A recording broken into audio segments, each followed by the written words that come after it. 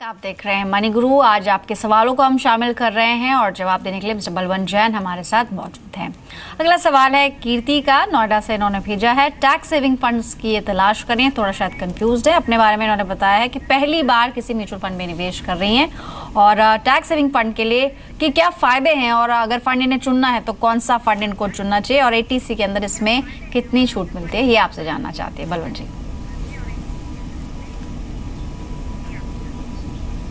देखिए पल्लवी, ऐसा है कि चूंकि ये पहली बार इन्वेस्ट कर रहे हैं तो थोड़ा भय है तो मैं बताना चाहूँगा कि ये जो टैक्स सेविंग फंड है उनमें इन्वेस्ट करने पर आपको सेक्शन 80C के तहत 1.5 लाख रुपए तक का इनकम टैक्स में जो इनकम है उसमें से आपका रिडक्शन होता है।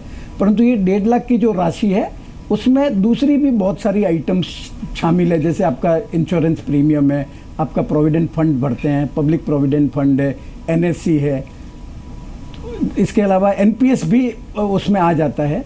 जहाँ तक प्रश्न इनको कौन से फंड में इन्वेस्ट करना चाहिए तो मेरा सुझाव है उनको axis long term equity fund में डालना चाहिए। ये फंड कंसिस्टेंटली परफॉर्म कर रहा है।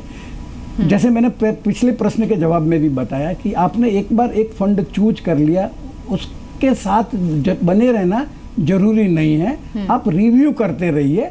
परंतु चूंकि ये फंड है, आप एक साल बाद जैसे आपको लगा कि ये परफॉर्म नहीं कर रहा है तो आप उसकी SIP बंद कर सकते हैं। परंतु इसका जो लॉक इन पीरियड, आपने जो इन्वेस्टमेंट किया है, जो पर्टिकुलर SIP है, वो 3 साल के पहले आप उस पैसा विड्रॉ नहीं कर सकते हैं। यानी जो भी आप SIP करेंगे वो अगले 3 इयर्स के लिए लॉक हो जाएगी। आप रिडीम शायद ना करें, नहीं कर सकते उसको, लेकिन आप उसको बंद कर सकते हैं। राइट। ओके।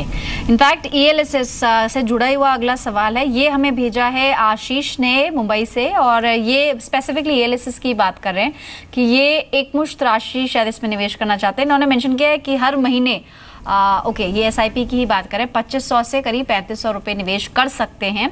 और कौन से फंड्स इनको चुनने चाहिए, एक्सिस लॉन्ग टर्म इक्विटी का आपने जिक्र किया था, बट तरीका भी इनफैक्ट ये अपने मेल में और ये भी मेंशन किया है कि क्या एक मुश्त इसमें निवेश करना बेटर ऑप्शन हो सकता है, क्योंकि जैसे अभी आप लॉक इन की बात कर रहे थे तो इंस्टेड की हर महीने कुछ रकम डालें, क्या बेटर होगा कि ये साल भर के लिए, जैसे इन्होंने ATC के अंदर जो भी अपनी प्लानिंग करी है और भी जो ऑप्शंस हैं, जो लिमिट है 1.5 की, उसको एग्जॉस्ट करने के लिए क्या एक साथ कुछ मोटी रकम डालना ELSS में बेटर ऑप्शन हो सकता है या फिर SIP के जरिए ही बेहतर तरीका है ELSS में निवेश का?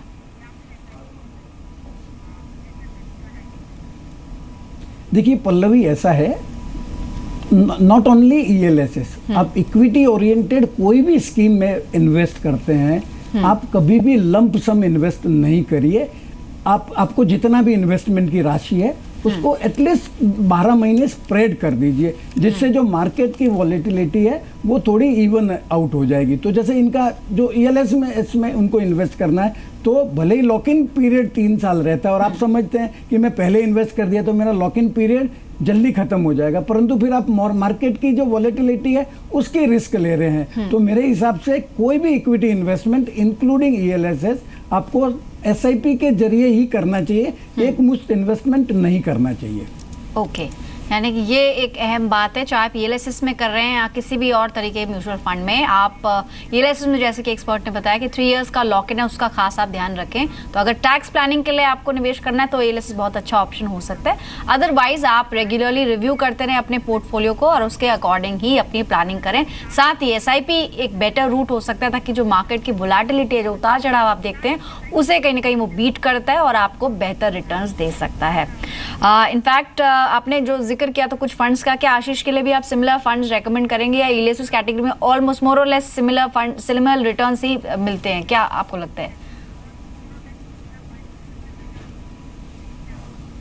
देखिए ये जो axis long term equity fund है वो एकदम बढ़िया परफॉर्म कर रहा है। इसके अलावा जैसे ICICI का टैक्स प्लान है, फ्रैंकलिन टेम्पल्टन का टैक्स शील्ड है, वो भी अच्छा परफॉर्म कर रहे हैं। पर जहाँ तक प्रश्न कंसिस्टेंसी का है ये एक्सिस जो लॉन्ग टर्म इक्विटी फंड है वो कंसिस्टेंटली परफॉर्म कर रहा है, और चूंकि उनको बहुत ज्यादा पैसा इन्वेस्ट नहीं करना है, 3-3.5 रुपए ही करना है, तो मेरा सुझाव रहेगा एक ही फंड में वो SIP करे, क्योंकि इनका दूसरे जो इक्विटी में भी इन्वेस्टमेंट होता होगा, दूसरे म्यूचुअल फंड में भी, तो और नॉर्मली आपको 4 से 5 फंड स्कीम से ज्यादा स्कीम चूज नहीं करना चाहिए, नहीं तो आपको उनको मैनेज करना थोड़ा मुश्किल हो जाएगा, और ओवर डाइवर्सिफिकेशन में फिर जो डाइवर्सिफिकेशन का पर्पज है वो भी डिफिट हो जाता है, वो फिल हो जाएगा और ओवरलैपिंग भी आपके पोर्टफोलियो में हो जाती है। इसलिए जब भी आप पोर्टफोलियो प्लान करें, आइडियल पोर्टफोलियो 4 से 5 फंड्स का हो, और ELSS के अगर आप अंदर कर रहे हैं तो एक ELSS काफी होना चाहिए पोर्टफोलियो के अंदर, क्योंकि मोर और लेस जो फंड्स है वो एक ही तरह की कंपनियों में निवेश करते हैं। इतने सवाल आज शामिल करेंगे। शुक्रिया बलवंत जी कीमती समय देने के लिए।